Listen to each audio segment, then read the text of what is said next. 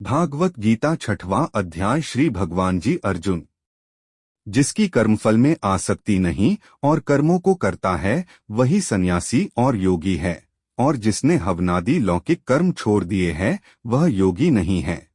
हे अर्जुन, जिसको सन्यास कहते हैं उसी को कर्मयोग जानो, क्योंकि संकल्पों के त्यागे बिना कोई भी योगी नहीं हो सकता। जो मुनियोग प्राप्ति की इच्छा रखते हैं उनके लिए उसका साधन कर्म ही है, और पूर्ण योगी होने पर उनका ज्ञान पूर्ण होने का साधन चित्त का समाधान है। जब मनुष्य विषय और कर्मों की आसक्ति से छूट गया और संपूर्ण वासनाओं को अपने त्याग दिया, उसी समय वह योग रूढ़ कहा जाता है।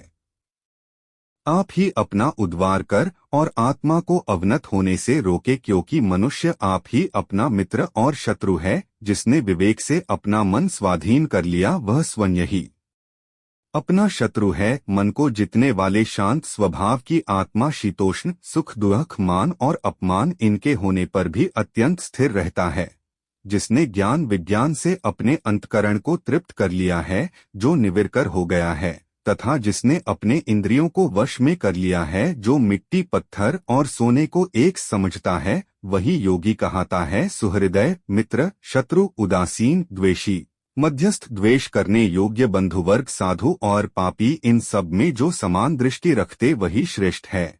योगी पुरुष जो मन और आत्मा को अपने वश में करके वासनाओं और समस्त प्रपंचों को त्याग किसी एकांत स्थान में बैठे निरंतर चित्त को समाधि में लगाना चाहिए। योगी निर्मल स्थान में पहले कुश, उसके ऊपर मृगादिकों का चर्म और उसके ऊपर वस्त्र बिछावे। स्थान टी तो बहुत ऊंचा न बहुत नीचा हो, उसी पर मन को एकाग्र करके चित्त इंद्रियों को रोककर बैठना चाहिए। आत्मा शुद्धि के लिए योग करना चाहिए। शरीर, मस्तक और गर्दन को सम करके अचल होकर स्थिर होवे और अपनी नाक के अग्र भाग को देखता हुआ सब दिशाओं से अपनी दृष्टि हटाए रहे। भय रहित होकर शांत चित्त से ब्रह्मचर्य व्रत पालन कर मन को रोककर मुझ में ही लीन हो मन को योग में लगावे। इस प्रकार मन को वश में रखने वाले योगी को निरंतर योग अभ्यास करते रहते से मुझ में रहने वाला और अंत में निर्वाण पद अर्थात मेरे स्वरूप में लीन करने वाली शांति प्राप्त होती है।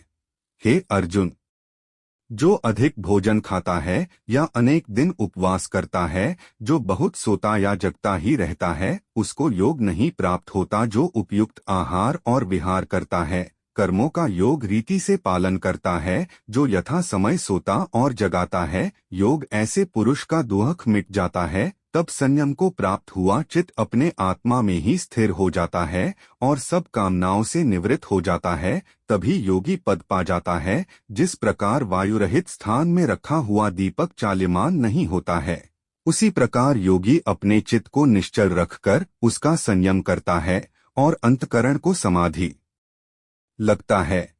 जिस अवस्था योग अभ्यास के कारण चित्त का वेग रुककर विषयों पृथक होने लगता है और जब शुद्ध अंतकरण से आत्मा को ही देखकर आत्मा में ही संतुष्ट होता है, जिस अवस्था में वह अत्यंत सुख को जो इंद्रियों द्वारा जाना नहीं जा सकता वरना केवल बुद्धि से जाना जाता है, अनुभव करता है, और जब वह योगी आत्मा में स्थित हो, उससे विचलित न हो, जिस अवस्था को पाकर फिर और कोई लाभ उसको नहीं जचता और जहाँ स्थिर होने से और कोई बड़ा भारी दुहक उसे वहाँ से चलायमान नहीं कर सकता, इस अवस्था को दुहक संयोग वियोग कारक योग नामक जानना। सो योग निविकल्प चित्त से निश्चय करके करना ही चाहिए।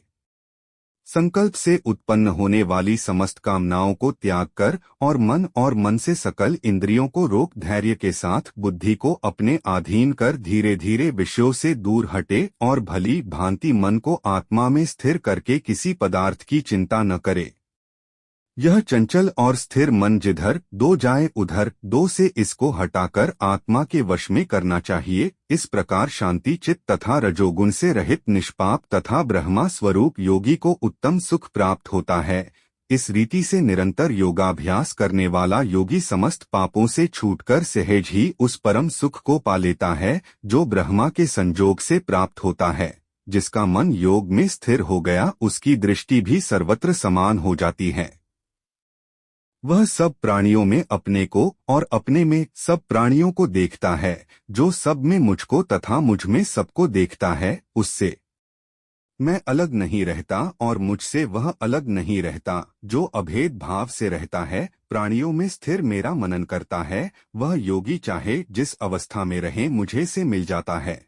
हे अर्जुन, जो समस्त प्राणियों के दुहक सुख को अपने दुहक सुख के समान समझता है और सबको संभाव से देखता है, वही श्रेष्ठ योगी है। अर्जुन ने कहा, है मधुसूदन, आपने सामान देखे सो मन के चंचल मन बड़ा ही हठी पराक्रमी और दृढ़ है। इसको अधीन रखना तो मुझे वायु को बांध रखने के ही समान प्रतीत होता है। श्री कृष्ण भगवान ने कहा, है महाबाहो, इसमें संदेह न कि मन अति चंचल है और इसे वश में करना बड़ा ही कठिन है, तो भी हे कुंती पुत्र, अभसाय और वैराग्य से अधीन कर लिया जा सकता है।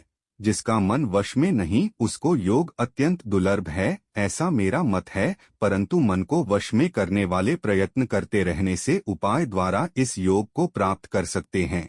अर्जुन ने कहा, हे कृष्ण, जिसमें श्रद्धा तो है पर जो योग प्राप्त करने में सफल नहीं हुआ है और जिसका चित्त योग से विचलित हो गया है, वह योग सिद्धि नहीं पाने से किस गति को जा पहुंचता है। हे महाबाहो, जिसको पहला आश्रय भी गया और ब्रह्मा प्राप्ति भी नहीं हुई, वह दोनों ओर से भ्रष्ट होकर विच्छिन्न मेघ के समान नष्ट तो नहीं हो जाता। हे कृष्ण, मेरा यह संदेह आपको ही दूर करना पड़ेगा। इसको दूर करने वाला आपके अतिरिक्त कोई अन्य नहीं है।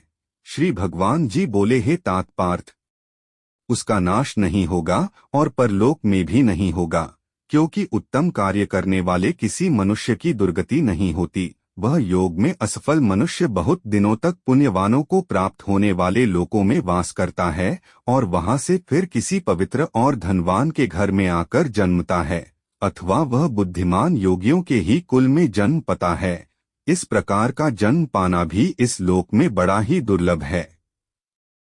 हे कुरुनंदन, यह योगियों के वश में जन्म लेकर पूर्व जन्म के बुद्धि संस्कार अर्थात आत्मा ज्ञान को पता है और उससे अधिक सिद्धि के लिए यत्न करता है। पूर्व जन्म में किए योगाभ्यास के बल से अनेक विघ्नों के पड़ने पर भी वह मोक्ष को प्राप्त होता है। योग को यदि केवल इच्छा हो तो भी पुरुष शब्द ब्रह्मा के परे जा पहुंचता है।